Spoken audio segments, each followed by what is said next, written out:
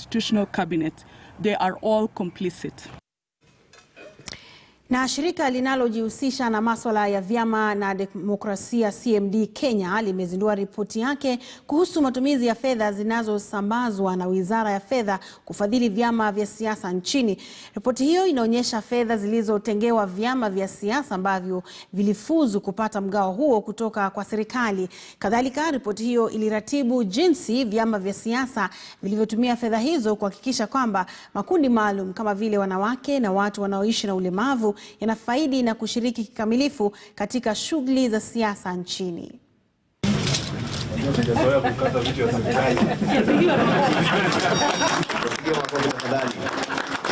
Get your support. Which party? I'm representing National Association of the Deaf, and I'm also a member of Jubilee. Thank you. All the reported done before.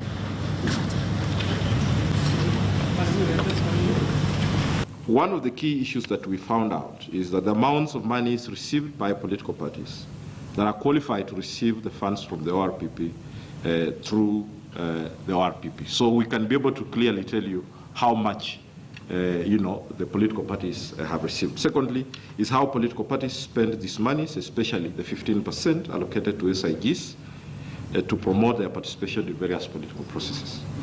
And thirdly, how political parties account for the funds received from the political parties fund. Finally, the mechanisms put in place by the Office of the Registrar of Political Parties as the fund administrator to ensure transparent accountability of the funds, among other recommendations, among other findings that the researcher will be able to tell us. When we come to discussion of the political parties fund, has always been, number one, whether really there is intention by Parliament to comply with its own laws that it passed.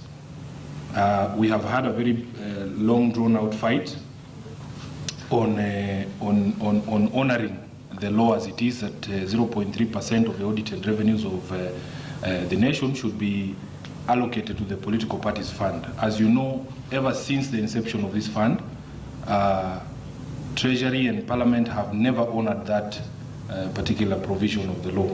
I think for CMD, we can approach this issue of representation, especially for persons with disability, through indirect budgeting. You know, when I was the chairman of the National Council for Persons with Disability, I realized that if we go for direct budgeting, of course, the donors and the government will always suffer from what we call donor fatigue. They may not be able to give you the money. But if we go for what we call indirect budgeting, what I approached in the National Council for Persons with Disability, whereby I asked for tax exemption, duty-free vehicles, position of leadership, and I'm sure if we go for the duty-free, importation of duty-free vehicles, if persons with disability imported only 1,000 vehicles in the country, with an exemption of duty of 1 million, that is a lot of money. Na muungano wa makanisa nchini